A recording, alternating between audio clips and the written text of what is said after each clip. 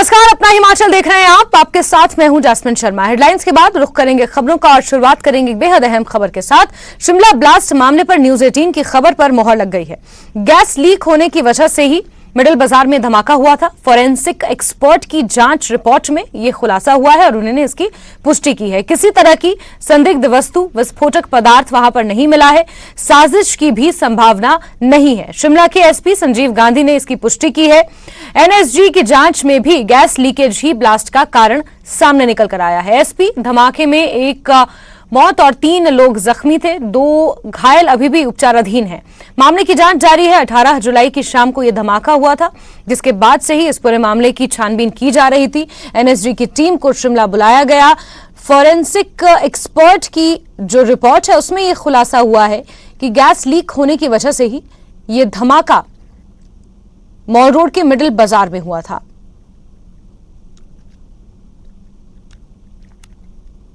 देखिए, इन्वेस्टिगेशन में हमको फैक्ट्स फाइंड करने हैं, ट्रुथ का एलिमेंट पता लगाना है। और इसमें जो मैग्नीट्यूड का जो ब्लास्ट था या जो इंसिडेंट थी, उससे स्वाभाविक था कि कई प्रकार के क्वेश्चन अराइज हो रहे थे। ये हमारे लिए बहुत जरूरी था कि हम स्पेशलाइज्ड तरीके से इसकी इन्वेस्टिगेशन करें और पूरे प्रयास इस दिशा में किए गए। लेकिन जो फैक्ट्स हैं, द फैक्ट्स रिमेन्स फैक्ट। जो फैक्ट है इसमें वो बिल्कुल वैसा ही है जैसा कि हमने बिगनिंग में जो अपना ओपिनियन ड्रॉ किया था। और जो स्टेटमेंट्स हमारे पास आई, जो वहाँ वर्कर्स काम कर रहे थे, हिमाचल रसोई जो थी वो 36 आवर्स से क्लोजर पे चल रही थी। वहाँ पे कोई थर्ड पार्टी की कोई एंट्री नहीं थी। और जो सीसीटीवी हमने एग्जामिन किए उनमें भी यही बात सामने आई। और जो इसमें इंजर्ड हुए, जो प्राइमरी जो फर्स्ट इंजर्ड हैं, जिनको जो सीधे इस चीज के साक्षी हैं, उन्होंने भी अपनी स्टेटमेंट में ये हमारे पास दर्ज करवाया कि ये गैस का लीकेज था और भारी मात्रा में वहाँ गैस निकल रही थी। और उसके बाद जो एक्सपर्ट ने अपना ओपिनियन वहाँ के एडजॉइनिंग प्लेसेस को एग्जामिन करके, स्पॉट को एग्जामिन करके जो तथ्य जुटाए हैं और जिस आधार पर ये ओपिनियन दी है, दैट इज अ फैक्ट। वो प्रत्यक्ष और अप्रत्यक्ष सारी एविडेंसेस यही सुजेस्ट कर रही हैं और यही फैक्ट है कि ये गैस लीक होने से हुआ है। द मैग्नीट्यूड और इम्पैक्ट ऑफ ब्लास्ट जो एलपीजी से ऐसा ही होता है, क्योंकि ये बहुत ज़्यादा ज्वलनशील है और इसमें जो मिक्सचर है कंपाउंड्स का, वो बहुत ज्वलनशील मिक्सचर है बहुत सारी गैसेस का। इसका इम्पैक्ट इसी प्रकार से आता है। और पास्ट में भी जो हिस्टोरिकल एस्पेक्ट्स हम इसके देखें, जहाँ जहाँ भी एलपीजी से ब्लास्ट हुए हैं वो सिमिलर ही ब्लास्ट हुए हैं। और ये जो जहाँ तक अभी तक हमारी इन्वेस्टिगेशन की बात है, हम इस पर रिलाई कर रहे हैं और इसी दिशा में इन्वेस्टिगेशन कर रहे हैं।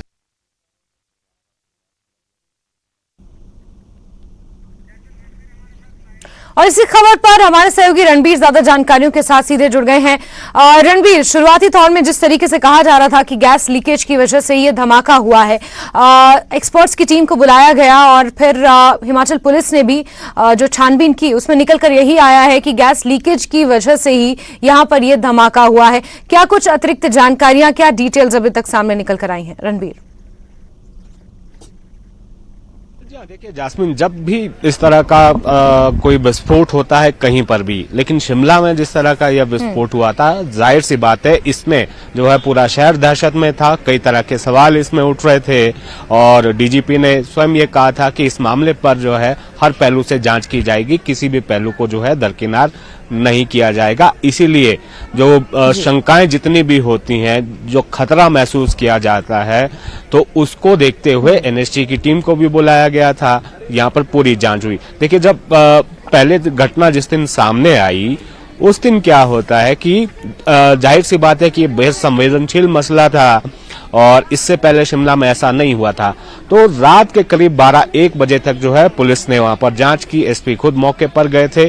प्राइमा फेसी तो यही निकल कर आया कि किसी तरह की कोई ऐसी संदिग्ध गतिविधि लग नहीं रही है, ना कि वहां पर किसी तरह का कोई ऐसा जो है संदिग्ध जो वस्तु नहीं मिली है, डेटोनेटर नहीं मिला है और कोई ऐसी कोई बारूद, कोई ऐसी चीज जो है विस्फोटक पदार्थ वहां पर नहीं मिला है। लेकिन फिर भी मौके पर फोरेंसिक एक्सपर्ट की टीम को बुलाया गया था और उनकी तरफ से जो जांच वहां पर की गई, जो साक्ष्य वहां पर इकट्ठा किए गए, जो फिजिकल एविडेंस होता है, उसके बाद टेक्निकल एविडेंस को भी खंगाला गया।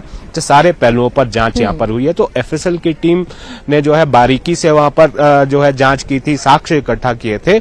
उसके बाद वो जांच जब शुरू हुई थी, हिमाचल पुलिस ने भी एसआईटी इसमें बनाई थी और एनएसजी की टीम भी वहां पर मौके पर आई। तो एनएसजी की टीम ने भी हर पहलू को खंगाला है, लगातार 2 दिन तक जो है यहाँ पर रही। तो अब ये एसपी ने बताया कि इस केस के संबंधित में, इस जांच को लेकर जो कम्युनिकेशन हुआ है एनएसजी के बीच में और हिमाचल पुलिस की जो रिपोर्ट है, फॉरेंसिक एक्सपर्ट्स की टीम ने की जो रिपोर्ट है, वो तीनों इसी ओर अभी इशारा कर रही हैं।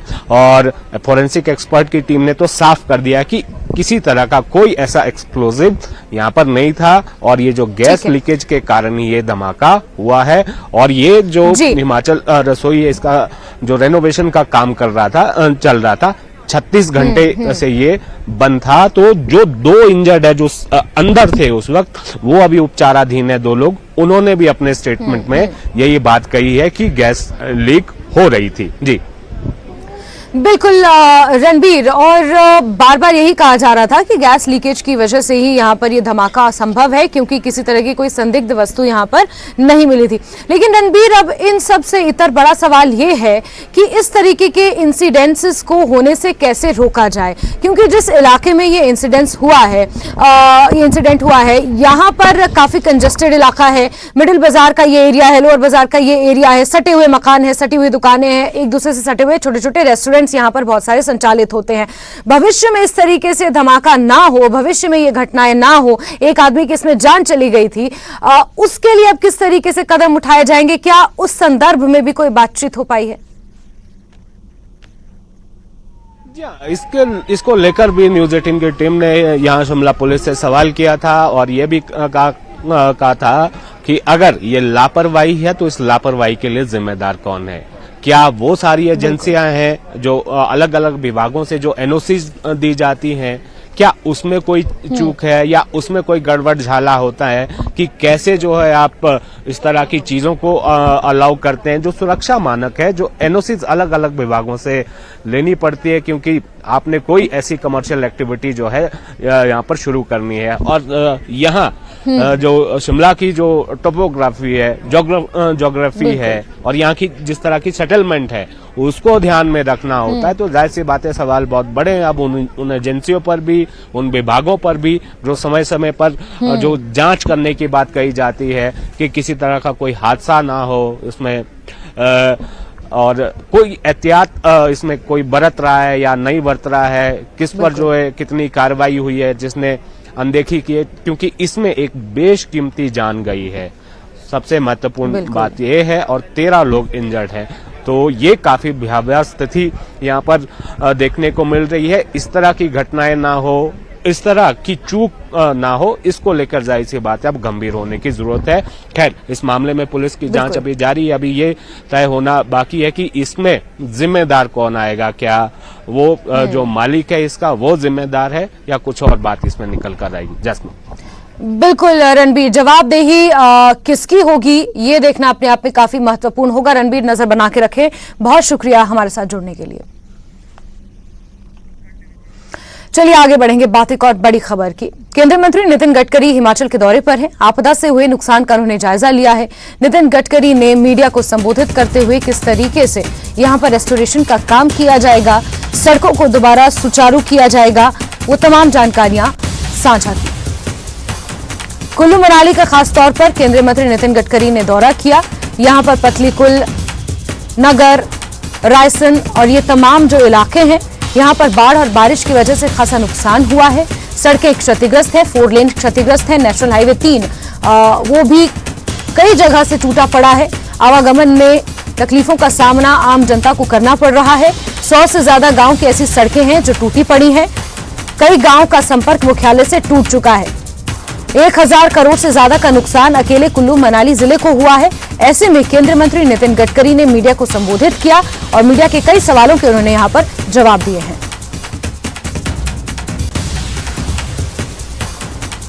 देखिए, पहली बात तो एक तरफ पहाड़ है, दूसरी तरफ रोड है, रोड के नीचे गांव है और गांव के नीचे नदी है और नदी के फिर दूसरे बाजू में रास्ता और फिर पहाड़ है और पहाड़ का फ्रॉजिल डाटा है पूरा।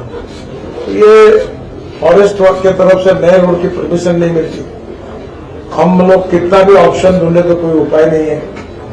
मैं पिछले बार आया था तो मुझे यहाँ सब लोग कह रहे थे कि अब इस तरफ का 4 लेन रेडोगा, अब उस साइड से भी करो। तो वो पहाड़ इतना बड़ा है कि उसको भी कैसे हैंडल करना, ये बड़ा चैलेंजिंग काम है। और जैसे मैंने कहा कि नदी का पात्र जो है वो कर्व लेके बदलता है, तो जैसे वो कर्व लेता है तो पानी और डिवाइड होता है और जोर से आता है, तो वो कंक्रीट के स्ट्रक्चर्स को उध्वस्त कर देता है, बसेस को ट्रक को उठा के ले जाता है। तो कुछ चीजें जो है वो टेक्निकली राज्य सरकार के मार्गदर्शन में उनको करनी पड़ेगी। रोड के बारे में अब आगे के लिए मैंने कुछ सूचना दी है, पर जब तक टेक्निकल रिपोर्ट नहीं आता, मैंने उनको कहा कि ये कंक्रीट के ही बनाइए और इसकी मजबूती और बनाइए। दूसरी बात, जो पहाड़ गिरे जगह जगह पर, हम लोग स्विट्जरलैंड से भी कुछ लोगों को बुला, उनके साथ भी प्रेजेंटेशन कर रहे और IIT के साथ सलाह करके ये कोशिश करेंगे कि भविष्य में ऐसा संकट ना आए। पर एक बात और ध्यान में रखो, यहाँ के लोगों को भी और सरकार ने उसके लिए चिंता करनी चाहिए पराई जगह की। और नदी के बाजू में जो घर और बिल्डिंग बना के रह रहे हैं, वो इस घटना ने सिद्ध कर दिया कि ये डेंजरस है। ये अच्छा हुआ कि ये घटना सुबह हुई, अगर ये अंधेरे में होती तो और नुकसान होगा। तो थोड़ा सा लोगों का भी सहयोग चाहिए। और मुख्यमंत्री जी ने एक निर्णय किया है कि नेशनल हाईवे जो 4 लेन है उसके आजू बाजू के लिए उन्होंने जो डेवलपमेंट होती है 100 मीटर की, उसके बारे में कुछ रिस्ट्रिक्शन की बात की है, वो भी उचित है। और ऐसे कुछ लोग आते तो उनको पर्यायी जगह और कोई दी जा सकती है, पर रोड के बाजू में इस प्रकार से रिवर के बाजू में बैठना ये डेंजरस है, इससे बहुत बड़ा धोखा हो सकता है। पर अभी हमने उसको जो भी कुछ सुधार सकते वो सुधारने का काम किया है और इसी के कारण ट्रैफिक थोड़ा सा जाना आना सुविधा का हुआ है। एक लेन चल रही है और पहले ये काम कर। और आगे आपको बताएंगे कि पूर्व मुख्यमंत्री प्रेम कुमार धूमल ने आपदा को लेकर क्या बयान दिया है, लेकिन उससे पहले वक्त एक बहुत छोटे से ब्रेक का।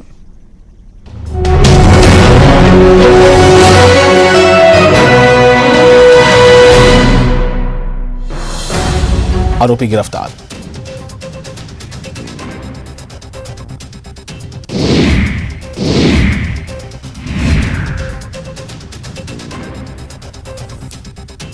कोटा मेडिकल कॉलेज अस्पताल के सामने पीने के लिए बीड़ी नहीं देने पर बदमाशों ने एक युवक को मौत के घाट उतार दिया। बदमाशों ने लात, घूंसों और पत्थरों से हमला कर दिया गंभीर घायल युवक को। बाद में मेडिकल कॉलेज अस्पताल परिसर में छोड़कर चले गए, जहां उसकी मौत हो गई।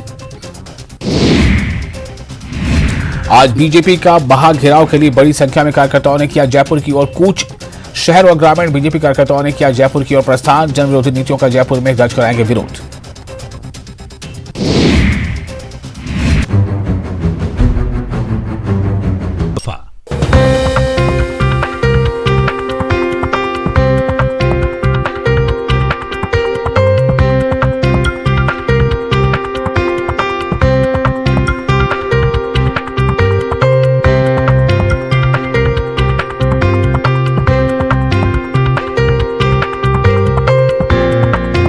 हेडलाइंस प्रेजेंटेड बाय पेट सफा आयुर्वेदिक चूर्ण। पेट सफा तो हर रोग दफा।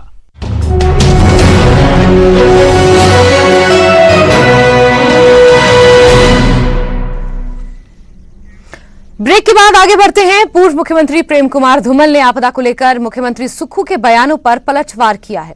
हमीरपुर में धूमल ने 2 टूक शब्दों में कहा है कि पहले तो कांग्रेस सरकार के नेता ये जान लें कि राष्ट्रीय आपदा घोषित करने के लिए खुद कांग्रेस सरकार ने ही वर्ष 2008 में नियम तय किए थे, लेकिन अब कांग्रेस नेता बयानबाजी कर रही है।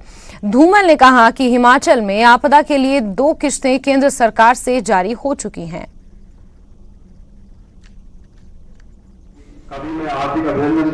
दुर्भाग्यवश कुछ लोग पढ़ते नहीं न सीखते हैं। राष्ट्रीय आपदा घोषित करने के लिए 2008 में कांग्रेस सरकार ने नियम तय किए थे। उन नियमों के तहत जो चीज़ नहीं आती वो कैसे राष्ट्रीय आपदा होगी। प्रयास करते रहे, मांग करते रहे, और जो नेचुरल कैलामिटीज़ का फंड है, रिलीफ फंड, वो फार्मूला तय है, उसके तहत मिलता है। ये पहले किस्तें आ गई हैं 2 एडवांस। अब असेसमेंट करेगी कि सेंट्रल टीम, उसकी जो रिपोर्ट होगी उसे फाइनल सेटल किया जाएगा। अगर ज़्यादा आ गया होगा तो आगे एडजस्ट करेंगे, अगर कम आया होगा तो और मिलेगा। इसमें उतावला होने की जरूरत नहीं है। कांग्रेस के राष्ट्रीय प्रवक्ता और हिमाचल प्रदेश की ठियोग विधानसभा से विधायक कुलदीप राठौर ने कहा है कि मणिपुर की घटना से भारतवर्ष का नाम पूरे विश्व में बदनाम हुआ है। उन्होंने कहा कि महिलाओं के खिलाफ जिस भी राज्य में अत्याचार और दुर्व्यवहार हो रहा है वो निंदनीय है। राज्य सरकारों को उन मामलों में सख्ती से कार्रवाई करनी चाहिए, लेकिन जो मणिपुर में महिलाओं के साथ हुआ वो सहन करने योग्य नहीं है। उन्होंने कहा कि इस मामले पर भाजपा राजनीति कर रही है, जबकि हकीकत ये है कि भाजपा शासित राज्यों में महिलाओं के खिलाफ सबसे ज्यादा अपराध हो रहे हैं।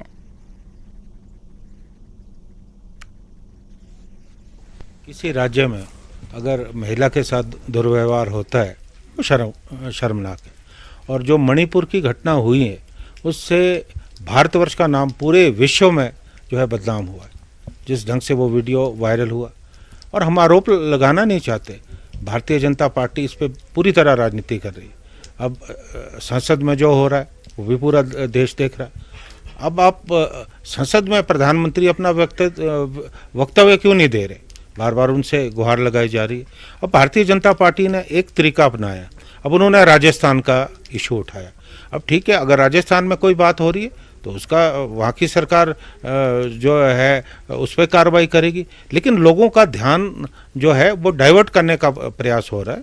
और मुझे लगता है कि ये जिम्मेवारी केंद्र सरकार की है, और तुरंत प्रभाव से जो मणिपुर की सरकार है बर्खास्त किया जाना चाहिए था मुख्यमंत्री को, लेकिन अभी तक सरकार ने जो है कोई कार्रवाई नहीं की। और संसद में जो भारतीय जनता पार्टी की केंद्र की सरकार है वो डिबेट से जो है बचना चाह रही है। हिमाचल कांग्रेस कोषाध्यक्ष डॉक्टर राजेश शर्मा को कांग्रेस हाईकमान ने बड़ी जिम्मेदारी सौंपी है। डॉक्टर राजेश शर्मा को मध्य प्रदेश विधानसभा चुनाव के लिए कांग्रेस ने विदिशा लोकसभा निर्वाचन क्षेत्र का ऑब्जर्वर नियुक्त किया है। डॉक्टर राजेश शर्मा विदिशा लोकसभा निर्वाचन क्षेत्र में विधानसभा चुनाव के दौरान बतौर AICC ऑब्जर्वर काम करेंगे। ये तैनाती पार्टी अध्यक्ष मल्लिकार्जुन खड़गे की ओर से तत्काल प्रभाव से लागू मानी जाएगी।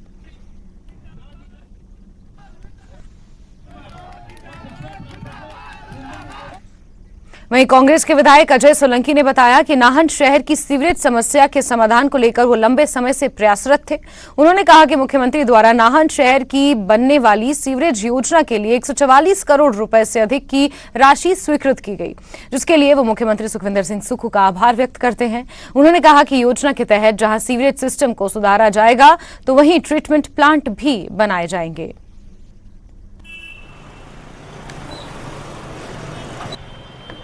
नाहन शहर की बहुत लंबे समय से चली आ रही समस्या और मांग जो कि सीवरेज की है, उसके समाधान हेतु आज उन्होंने एक बहुत बड़ी एक राशि जो है 144 करोड़ 30,34,926 रुपए की जो राशि आज स्वीकृत की है। आज मैं उनकी दिल की गहराइयों से समस्त नाहन की जनता की तरफ से उनका आभार प्रकट करना चाहता हूं, और आने वाले समय में जो है नाहन जो है सीवरेज प्रणाली से युक्त होगा, और इसमें साथ साथ ट्रीटमेंट प्लांट भी लगाए जाएंगे, और नाहन शहर की जो बहुत लंबे समय से समस्या चली आ रही थी उसका समाधान भी होगा।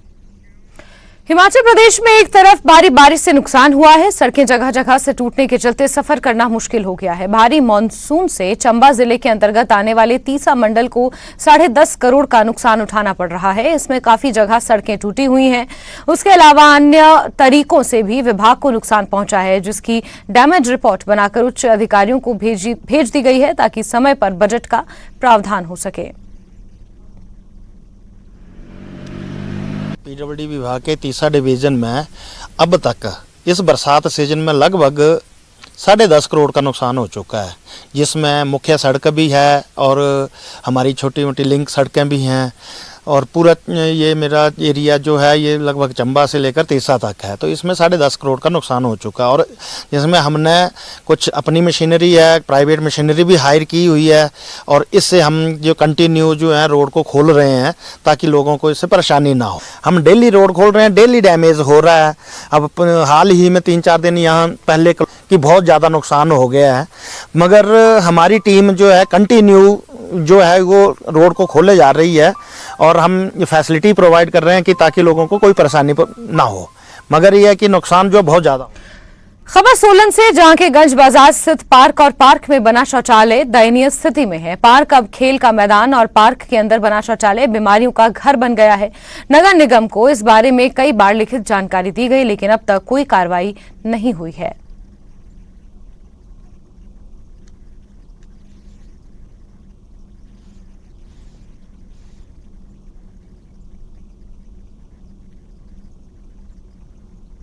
आप देखिए कि इतनी दयनीय हालत में है हमारा ये पार्क भी और टॉयलेट भी। टॉयलेट का वो हाल है कि इस समय आप देखिए कि बरसाती का सीजन चल रहा है, 4 दिन में पानी आता है और यहाँ पर कम से कम 500 से लेकर 700 लोग टॉयलेट को यूज़ करते हैं, लेडीज़ टॉयलेट भी यूज़ करते हैं।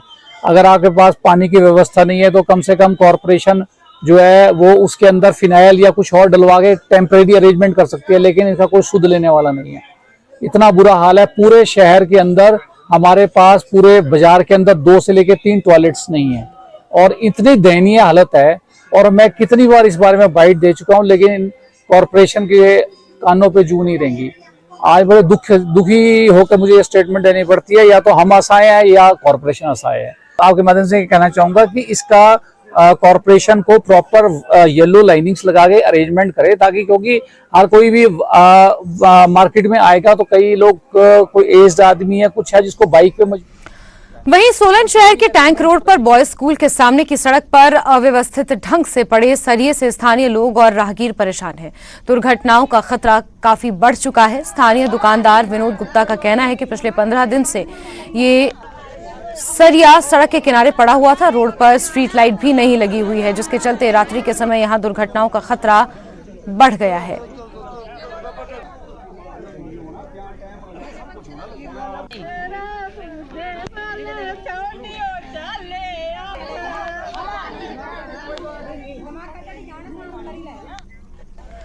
और हिमाचल की खबरों में अभी के लिए बस इतना ही, लेकिन हिमाचल प्रदेश के साथ साथ जम्मू कश्मीर और लद्दाख की तमाम खबरों के लिए आप जुड़े रहिए न्यूज़ 18 JKLH के साथ। वक्त एक बहुत छोटे से ब्रेक का। ब्रेक के उस पार देखिए टॉप 18।